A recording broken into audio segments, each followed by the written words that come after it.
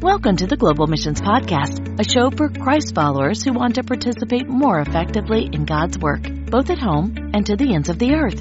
Visit us at globalmissionspodcast.com to find show notes, resources, and previous episodes. You can also follow us on Facebook, Instagram, and Twitter. This podcast is brought to you by the Global Missions Toolbox, a new online collection of practical, trusted resources made for those who support global missions from home. Visit us online at globalmissionstoolbox.com to register for access to this growing collection of tools for senders. And now, here's your host, Rob Magwood, better known to many friends as Mags. Hi everyone, here we are for another episode of Season 9 on the Global Missions Podcast. This season, we are really looking to creatively and intentionally grow our community. It's not that we just want to be popular or have bigger numbers, but we really hope that this program will reach the people who will benefit from it. So, I have invited the newest member of our team, Sahila, to join me to share some of our ideas about how you, a listener of this podcast, might be able to help us spread the word. Hi, Sahila. Hi, Max. How are you? I'm doing well. I'm very glad to welcome you. This is the first time your voice has been out on the podcast, right? Yes, it is. Are you nervous? A little bit. Okay. Way to go. What are some of the ways that our listeners might be able to help us out? Of course. So the first way you can help us out is to subscribe to our podcast, wherever you get your podcast, so that you are not missing out on some of our very important conversations. Number 2 would be to share this podcast with others in your community, maybe your pastor or church members who you think might be blessed. And number 3 is visit our website at theglobalmissionstoolbox.com for more resources and tools for your church. It's a great list. Now, you mentioned globalmissionstoolbox.com, not globalmissionspodcast.com. What's going on there? So the podcast is just one of our many tools that you can find on our website. It's like the voice of the toolbox, and the toolbox offers many more resources and tools for you. Very good. Well, again, welcome to the podcast in this way. Did a great job. Thank you, Max. We so appreciate you, our audience, helping us to share about this set of tools with those who may benefit so that together we can engage in global missions more effectively. Now, to today's conversation, we have a returning guest, Marvin Newell, who's going to help provide some practical ideas for strengthening global missions program in a local church. These ideas can be applied in churches of different sizes and with different types of leadership, whether it's a pastor leading the missions program or a missions committee, or maybe you're just getting going. Here's our conversation with Marv.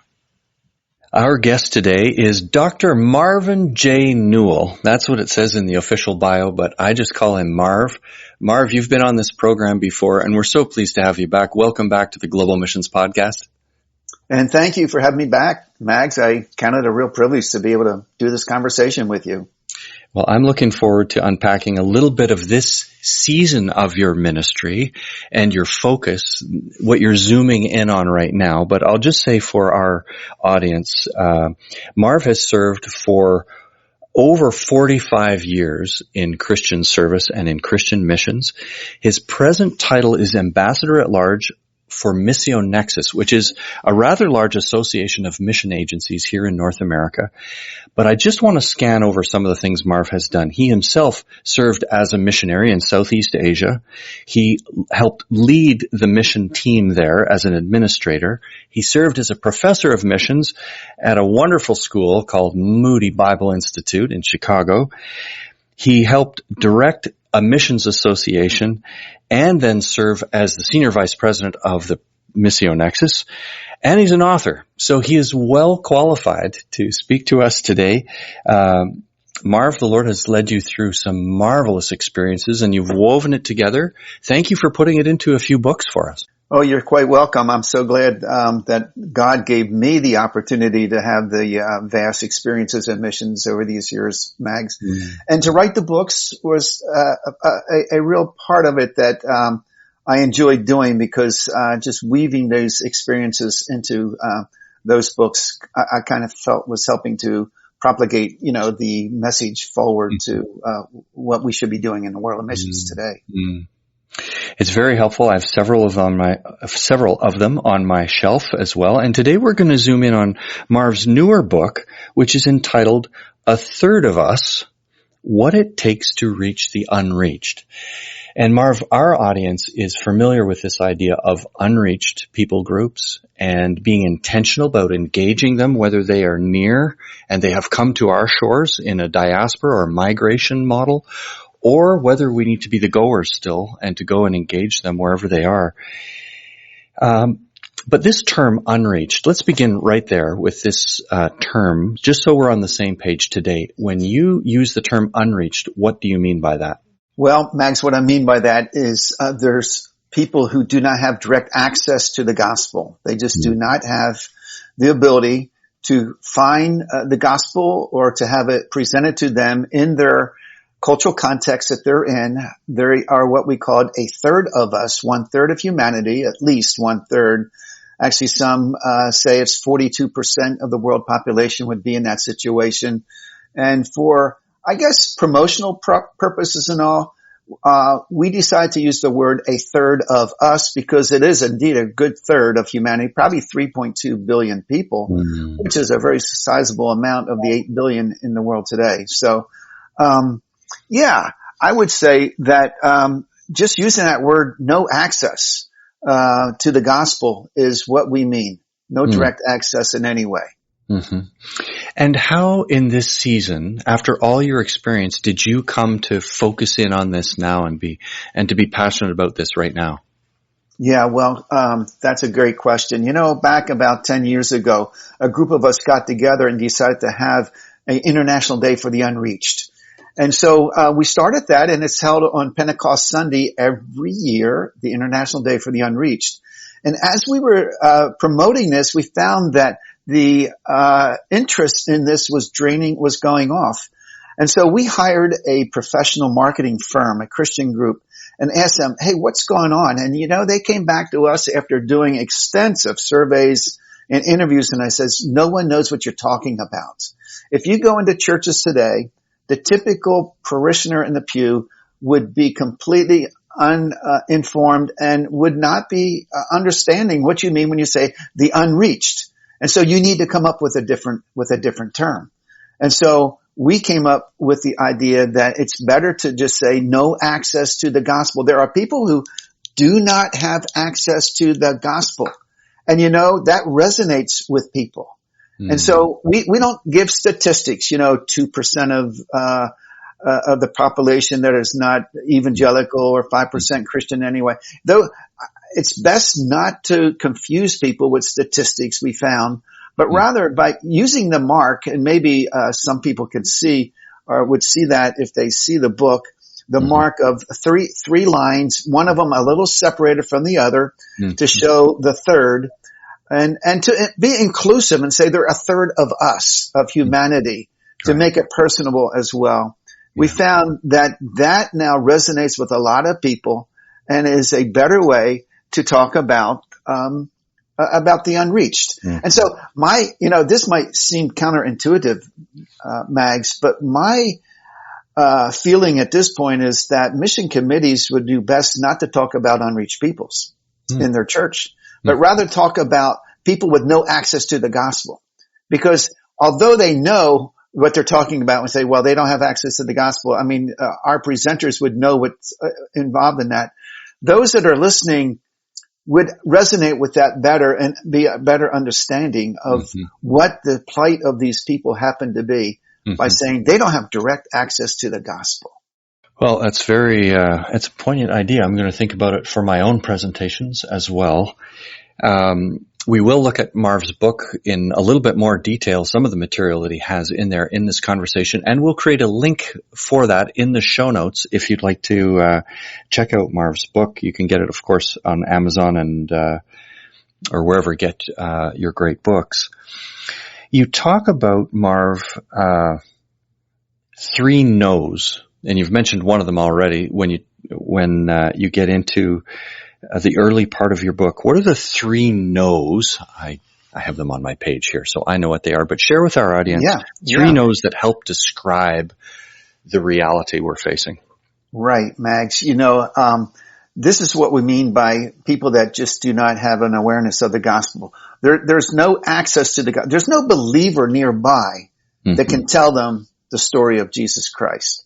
There's no Bible for them to read. Now, the Bible might have been translated in their language, but probably not. But if it has been, they don't know it's there, and they have no clue where to buy it and where to get it. So no believers, no Bible, and no body of Christ. There's no church nearby, no body of believers. It doesn't have to be a church building, but a body of a bunch of believers that they could be able to go to and get the gospel from, or those people share the gospel with them either. And it's hard for us, I think, in the West to believe that there's people in those situations, Mags, but the reality of it is that of the about 17,000 people groups in the world today, at least 7,500 of them or so still are in that condition, with no believers nearby, no Bible to read, no body of believers to for them to access, and therefore they basically are clueless. They have no access to the gospel. It is remarkable and amazing. I think you're right that many of us here in North America, because church is familiar to us, even if it's a building that may not be attended, we still have some concept of that presence, those ideas. Yeah. And could I just add something to that, since you've said that? You know, it would really not be correct to say, and maybe this is where we're leading for another question, that all unreached peoples are all unbelievers or unreached peoples. I should say it that way. Okay. This is the misconception we have in America and Canada, I think, is that, well, you know, my unbelieving neighbor down the street is not saved, so he's unreached. And that's not true. He is reached. And the reason why he's reached is because you live in the community. You are a source of information, of giving the gospel to them. There's also Bibles in your community. There's probably Christian bookstores, and there's churches on every other corner, at least here in America it seems to be. And so unreached and unaccessed are not the same thing. Right. And unsaved. So what I hear you saying is that it's like they're in range of a reasonable presentation of the gospel. They're, well, in range. And that's access, right? I like that. I like that phrase, that they're in the range of having the gospel presented to them. It's somewhere close by to them. I wonder, Marv, also just, this speaks to another topic, another conversation perhaps, but the way digital missions, as it's sometimes called, or using electronic means is opening potential access to places that we might physically not get to, but just comment a little on that. And we're so happy that that's the case, Mags. And so we need to be careful in saying, that's why I say they don't have full access to the gospel, because it would take somebody, obviously, on the internet, going through and becoming aware of a site that might give them the gospel, and maybe even in their own language. Wouldn't that be wonderful? Yes. And so there are means for these people to gain access if they knew that the access was to be gained, if you know what I mean. And so let's by all means promote digital missions. That's just another way of getting them aware that the gospel is out there. Well, this has been a great introduction. Just by way of summary, unreached refers to those who are outside the range or immediate access to the gospel. It often means they have no access to a church, a body of Christ, not necessarily a building, remember, but a community of faithful Christ followers, limited or no access to the Word of God. And it is not equal with unsaved or unbelieving. So there can be unbelieving people near us. That's not what we mean when we're talking about unreached today. Now, Marv has 5 suggestions for our local churches for us to consider today. A list of 5 things I'd like to go through, at least touch on each of the 5 briefly, Marv. And, stimulate some thinking by listening to this. Maybe draw people to your book or to the website, which you can share in a minute. But let's get to these 5. What are the suggestions you have for us as local churches? Yes, Mags. Now I'm going to switch hats here. I'm going to take off my missiological hat and put on my mission pastor hat because Sure. I am the chairman of the mission committee at my church. Wonderful. And my church isn't a large church. It's 450 people. So we're not talking about mega church by any means. But here's what we do at our church to help people become aware of missions itself and especially the unreached. The first one is, we feature a missionary of the month. And I suspect a lot of the churches listening in on this podcast say, oh yeah, we do that. That's quite frank. But we do it very intentionally. Our missions committee presents to the church at the beginning of every month, a feature on one of our missionaries. And we try to make, most of our missionaries are reaching unreached peoples. In the church newsletter that comes out the beginning of the month, there's always a clip on them with current prayer requests. And then also on the first Sunday of every month, our pastor features them in the service, put a slide up and talk about them and has the congregation pray for them. So there is not a month that goes by that we do not feature a missionary. And we just do it on a continuous basis.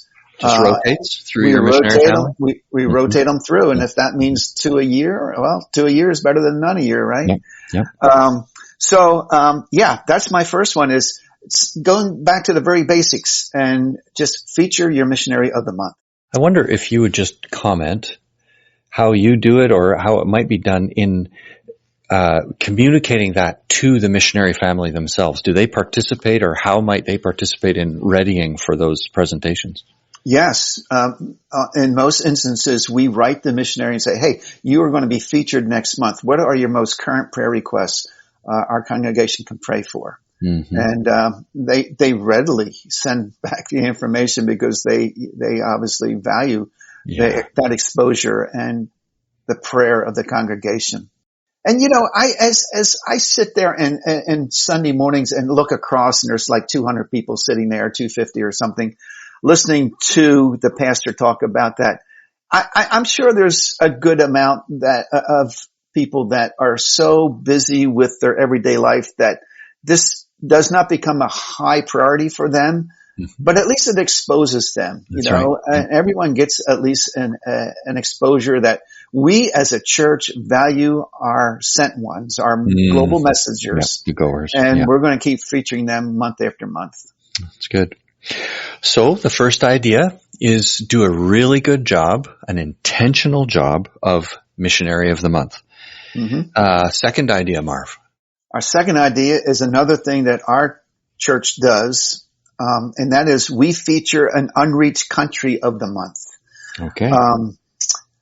Halfway through the month, whatever the third Sunday happens to fall or something, right. We have a slide up in the announcement time, and the pastor prays over it of some country that's featured as the unreached country of the month. And let me say this, Mags, that it is so easy to get that information if a church doesn't do that and is interested. If you go to the jesusfilm.org/resources/pray, they every month feature a country of the month, a unreached country of the month. They're going through a list of the 50 most unreached countries of the world presently. And I go in there and I cut and paste off of their website, the prayer requests, a little information, and pull together a slide and send it over to our tech guy at church and say, hey, this is the unreached country of the month. Pray for that. And you know what that does, Mags? It gives the congregation 2 exposures during the month now. The first week with the missionary of the month and the second time with the unreached country of the month, so that the people know, hey, we're really serious about reaching the world and keeping the world in front of us. That list of top 50 would be really approximately one, that's 50. I guess if you're to do it weekly, that's not monthly, but 50 is kind of a manageable number too. There are a lot of countries, obviously. And it might be possible too to include especially those countries where your missionaries are. If you have long-term missionaries that your church prays for or supports, you could focus in on those countries. Right. Or if you're planning short-term possibilities, then you could preload some familiarity of some of those places as well, even if you're just praying about those places. Yes. And then thank you for, as Marv will say too, I know, for those places where there are multiple unreached people groups or people without the access to the gospel we spoke of in those places. Yeah, it's really, really good. It's not rocket science, eh, Marv? But it's just information. It's good communication, really. It is not, sure, yeah. And this might date this podcast, but this month we feature the country of India. Wow. 1,700 unreached people groups in that country. It's probably the largest grouping of people within a geopolitical country that we have in the world. Yes. And so, India, but before we've done other countries of the world, and we just kind of follow the schedule that the Jesus Film Project has, because it's so easy just to grab the information and get it set up and get it going there, so that a missions committee doesn't have to be doing all that digging and researching to the point that they get fatigued and don't do it. Yep. It's right there. And I like what you just said about, if you even have your own missionaries in some of these countries and you want to change it up a bit and feature that country, by all means, yeah, that's a great way to do it. Well, this is the first two: a missionary of the month, an unreached country of the month, and let's do one more before we take a break. Marv, what's the third on your list? Oh yeah. Sure, and the third one is probably one that most churches are already doing, but I'll just re-emphasize the importance of it, and that is the short-term mission trips of people in your congregation actually going and seeing those parts of the world. Now, that takes a lot of effort, obviously, for people to give up their time, to maybe raise a little support or pay their own way. But to be exposed to those peoples, it's invaluable, Mags, as you well know. You've done many of these, of just opening the eyes of people who are so ingrained in our North American cultures, to look beyond these cultures and look beyond our peoples and actually see them. Our church just sent out a couple that went to Jordan for the last 2 weeks, and they just came back. And last night they gave a report presentation, and they were just absolutely enthused, about what they saw and what they experienced, in that country. So, there's no end of benefits for people to actually get up and to go if they're able to do that. That's really good. We can create a few links. I'll ask Sohila to include them in the show notes. We, of course, have a number of episodes surrounding the topic of short-term missions and how to do it well.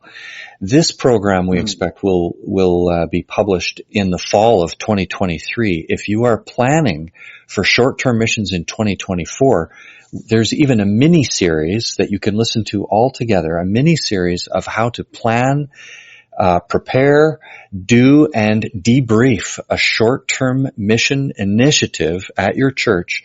There are about 4 episodes that we did all in a row so that you can really think through it. And now's the time to listen to those episodes in anticipation of what comes in 2024. So we'll include that in the show notes as well. If I can throw in one other thing, Marv, you walked into a wheelhouse here. If you are a pastor and you are listening to this, or you have the opportunity to speak to your pastor, not in a bothersome way, please. Our pastors are so busy and have so many important things going on in their ministries.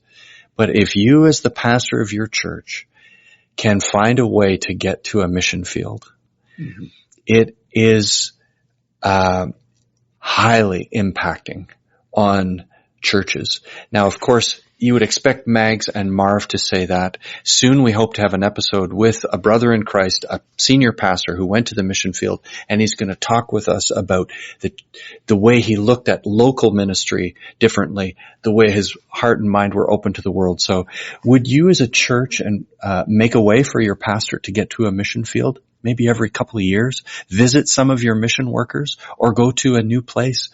Just want to tuck that in. If I get a chance, Marv, I love to encourage that. I'm so glad that you made that emphasis, Mags. That's so important. You know, the pastor is the key in so many ways to the momentum enthusiasm of missions within a church. Mm-hmm. And you're right. You know, they're busy with everything else. And so we can't put that whole burden on them. But That's if right. they can just show positive, momentum, and that to missions, that goes a long way in the congregation getting on board as well. Yeah. Well, we're going to take a short break. In just a moment, we'll have Marv finish off the list of 5 steps churches can consider in reaching the unreached. Before we get to that part of the conversation, we'd like to share with you this week's featured tool that we hope will be helpful to you and your church.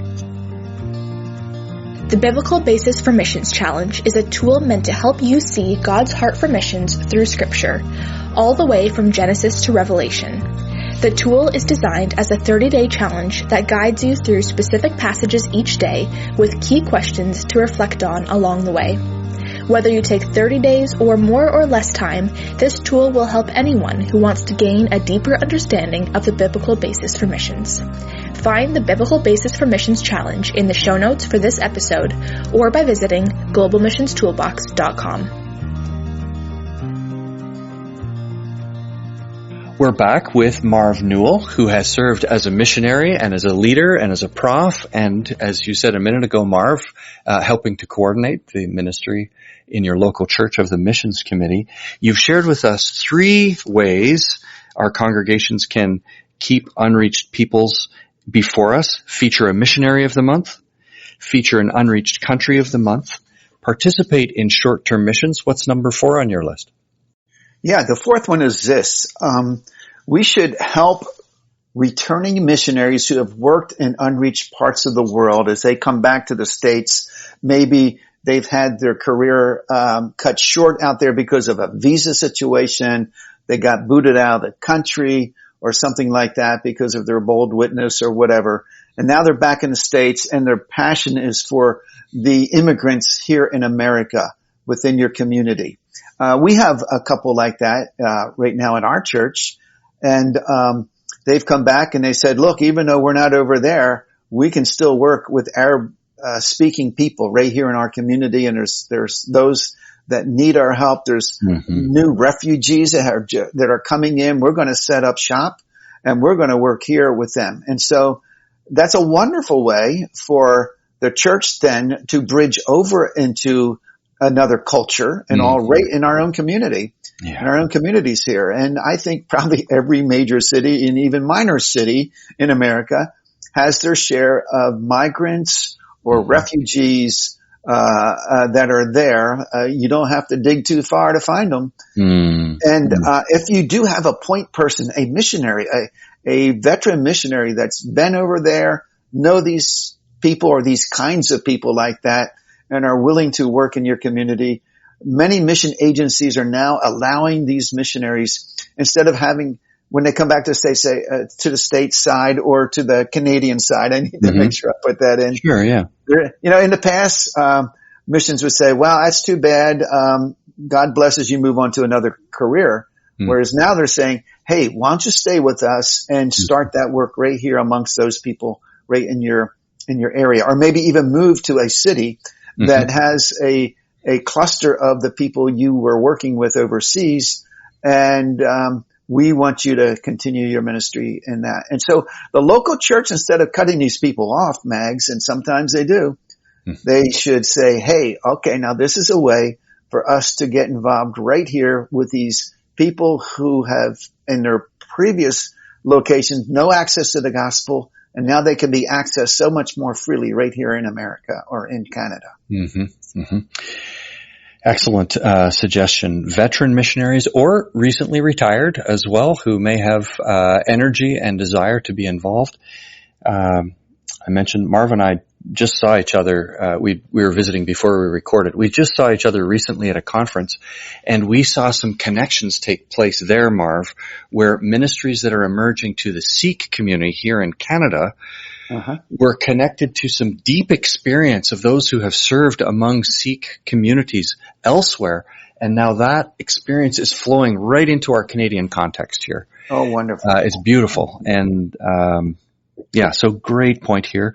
I'll also say, I'll ask Sohila to put links to our episode with Rick and Patty Love. They've started a ministry called Love New Canadians and Love New Americans, and their church specializes in welcoming folks who have come to our communities. But Rick and Patty equip the churches to do the loving. They don't do the loving themselves. They equip local churches. And they have all kinds of resources, whether you're using English as a second language, whether you're helping settle kids in school, helping getting documents in order, all kinds of things. And then you can scale that. If you have a relatively smaller, relatively larger capacity at your church, you can scale that. And they're very generous with their learning. So make sure to check out the show notes today as well. This fourth point of Marv's, help returning missionaries for whatever reason or retiring, coming back to their homeland, work among diaspora immigrants who may be unreached. Okay, Marv, we're down to the fifth and final suggestion you have for us. Okay, fine. The fifth one is very, very logical, but it's even though it's fundamental, it's very important. And that is just read books about missions. Read or watch videos, one or the other. For me, Mags, the reason I got interested in missions is because of books on missions. And way back in high school, my future wife and I, we would sit in study hall and we would read mission books back and forth to each other. They allow us to do that over in the corner. So that, and, you know, it just really helps to see the bigger picture when you're reading what really took place and puts you in a know of what's there and the needs that are there. But also, maybe more importantly now is watch some videos on missions. And there's a lot of video clips. You know, if someone was to go, let me give you this website, to alliancefortheunreached.org, which is really the organization behind A Third of Us, but alliancefortheunreached.org. There is a whole resource page of about 20, maybe 25 mission agencies that have put up videos of their work around the globe. And they're very inspiring. Watching those videos. That's just a cluster right there. I would think that there's other websites that would, probably the Joshua Project website would find some as well. I'd mention Prayercast as well. Yes. Wonderful material. Short videos, and they can be used in services too, depending on the flavor of your your church rather, in certain meetings, or maybe even on a Sunday morning if you're praying for a particular people group. Very engaging and, well done. Very much so. Suggestions are really helpful, Marv. I'm going to go back to your library for a minute. You said read books. What comes to mind when you think of books here? People appreciate suggestions. If you just go to Amazon, there are a lot of books out there. What would you recommend? You know, it depends on what the reader interest is and what they want to read about. You know, if they want to read a little bit of popular missiology, something very simple. I think you probably already have. I'm sure you have Steve Richardson on your program with the book. Is the Commission Still Great? You know, what a wonderful, that came out about a year ago, but it just is a nice little, synopsis of what's going on in the world of missions today. And if you want to get involved in some of the issues and all, Richardson does a wonderful job of pulling that all together. And so I would suggest a book like his. There you go. Now, Marv and I can see each other. This is just an audio program, but I just held up Steve's book. Yeah. I promote Steve's book wherever I can, because it's so good in that regard, you know. And we'll link to an interview that we did with Steve on that book a few episodes ago as well. Right. So check the show notes. I'm just going to throw in here a series that we've been encouraged by in our family. It's called Christian Heroes, Then and Now. And it is a series that is written for children. You'll need to preview one and make sure it's age appropriate for your kids. But I'll tell you, it's a chapter book, and we would do this with our kids. And the one I have in my hand is Gladys Aylward, The Adventure of a Lifetime. And we'd come to the end of a chapter and the kids are on the edge of the bed like, oh, it's going to happen. And I said, well, that's tomorrow night. Oh no, Dad, read one more chapter. It's very engaging, well done, and honors the Lord, and just continues to expand our kids' understanding and imaginations about how God might use them too. Oh, absolutely. Hey, Mags, just a real side comment here. Every Thursday evening, my son and his 6 children and his wife come here for dinner on Thursday nights. Nice. And at the conclusion of dinner, when we sit down for the dessert, I always read them a missionary story why they're eating dessert every time. And the reason why is to do that very thing that you're doing with your kids, or you did with your kids with the books. It really is impacting. Yeah. Well, a great list of ideas here, and we will include some of those specific suggestions as far as books and videos. Really, we're talking about keep learning. That's what I heard you say, Marv. Number 5 is like keep learning about what's going on and how God is at work. Now, just as we wind up, I want to ask you whether you have particular resources that you would mention. We want to hear the website again for A Third of Us, and anything else that you might mention for our audience, Marv. Well, the 2 websites. One is athirdofus.com, which is part of, obviously, it connected with my book, but it gives ideas on how to promote the International Day for the Unreached and the whole idea of no access and all that. And the companion website is alliancefortheunreached.org, alliancefortheunreached.org. And there's a lot of resources there as well. Sermons that could be picked up, videos, bulletin, inserts for a missions day that people might want to do. And every year we change the day as what the International Day for the Unreached is. And so, it falls wherever Pentecost Sunday does, because that's the day that we tie it to. So those 2 websites would be the ones I would recommend. Thanks for helping with that list of resources, Marv. If any of our listeners would like to reach out directly and follow up with you, how could they best do that? Mags, it's pretty easy, quite frankly. Just use my Gmail account. It is marvnewell@gmail.com. That's marvnewell@gmail.com. And I'd be glad to get messages from anybody listening in that would have follow-up questions. Okay. We will include that in the show notes as well.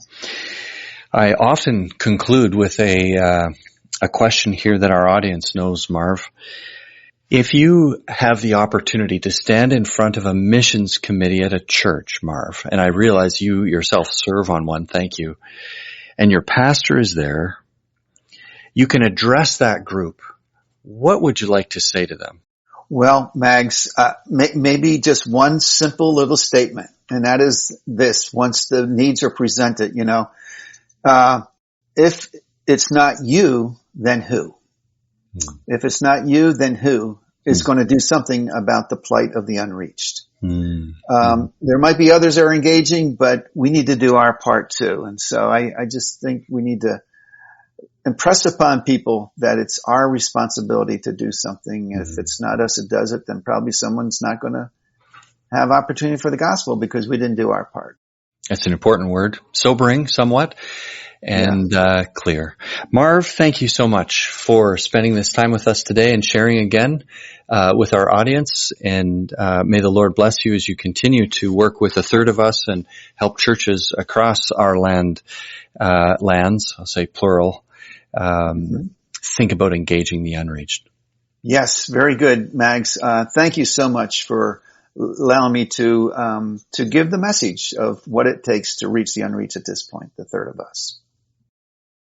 Well, thanks for joining us today for this conversation with Marv. We hope you got some great ideas out of it for your local church. If you'd like to check out the show notes, you can find them at globalmissionspodcast.com/219. That's the number of the episode, /219. This episode is brought to you by the Global Missions Toolbox, and we invite you to stop by our website to check out the online collection of resources. These are especially for pastors and missions committees and families and friends of workers. We call these folks the senders. We invite you to join us again in 2 weeks when we'll continue to explore this grand adventure of being Christ's witnesses to the ends of the earth.